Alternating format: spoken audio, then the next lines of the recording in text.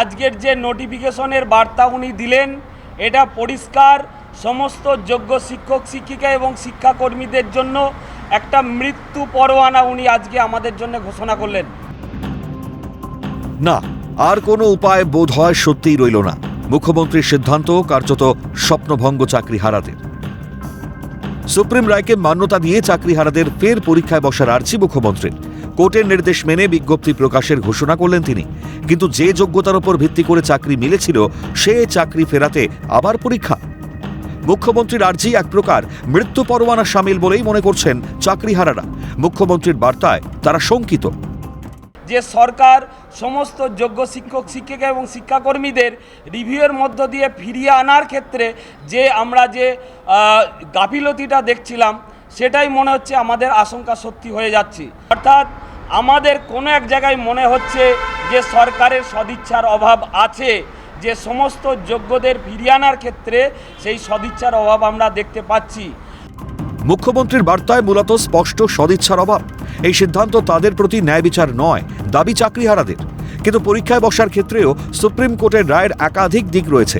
যাবতীয় দিক আদৌ মানবে তো রাজ্য সরকার? মুখ্যমন্ত্রীর উদ্দেশ্যে প্রশ্ন চাকরিহারাদের। মানসিক স্টেট মানে পরীক্ষা দেওয়ার মতন মানসিক পরিস্থিতি নেই, সেই জায়গা থেকে শুধুমাত্র এজ রিল্যাক্সেশনটা আমাদের জন্য ন্যায় বিচার হয়নি। কোর্টও আমাদের প্রতি ন্যায় বিচার করেনি।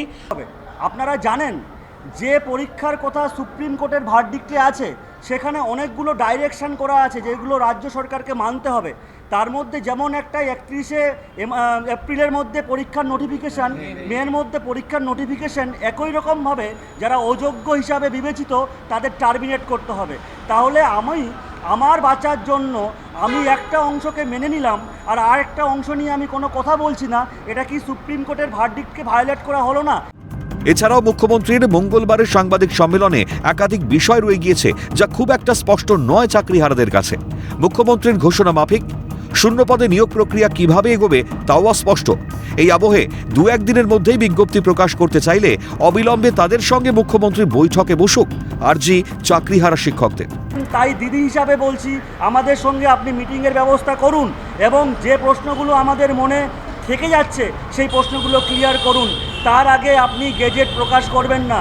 যদি সুপ্রিম কোর্টের নিয়ম অনুযায়ী 2-3 দিনের মধ্যেই গেজেট প্রকাশ করতে হয় তাহলে আপনি আজকেই আমাদের সঙ্গে মিটিংয়ের ব্যবস্থা করুন। ধোঁয়াশা থেকে গেল, তার কারণ হচ্ছে কোনো বিষয়ে আমরা স্পষ্ট কোনো ধারণা পাচ্ছি না। যেমন নোটিফিকেশনটা কীরকম হবে, অর্থাৎ শুধুমাত্র 2016-র যারা পরীক্ষার্থী ছিলেন তারাই দেবেন নাকি তাদের সঙ্গে ফ্রেশার্সরাও দেবেন, এই জায়গাটা আমাদের কাছে ক্লিয়ার নয়। দুর্নীতির দায়ে চাকরি হারিয়ে নিঃস্ব একদল মানুষের জীবনে নতুন বিপর্যয়। ফের প্রমাণ দিতে হবে যোগ্যতার। কিন্তু কি হবে সেই যোগ্যতার মাপকাঠি? কাদের সঙ্গে পরীক্ষা দেবেন? এতটা সময় পেরিয়ে এসে আবার কি হবে? শেষ থেকে শুরু করার পালা। 26,000-এর ভাগ্যে শুধুই বিরাট প্রশ্নচিহ্ন। এবং তারা মুখ্যমন্ত্রীর দিকে তাকিয়ে আছেন কবে রাজ্য সরকারের পক্ষ থেকে প্রতিনিধি দল তাদের সঙ্গে বৈঠক করে এবং এই রিভিউ পিটিশন এবং নোটিফিকেশান নিয়ে আন্দোলনকারীরা যে দাবি বা বক্তব্য তুলে ধরছে সে বিষয়ে রাজ্য সরকার আলোচনার মাধ্যমে কোনো নতুন মীমাংসা সূত্র তুলে ধরতে পারে কিনা সেই দিকেই কিন্তু আপাতত তাকিয়ে রয়েছে রাজ্যবাসী। ক্যামেরায় সোনাই ঘোষের সঙ্গে সুদীপ্ত পাল, ক্যালকাটা নিউজ।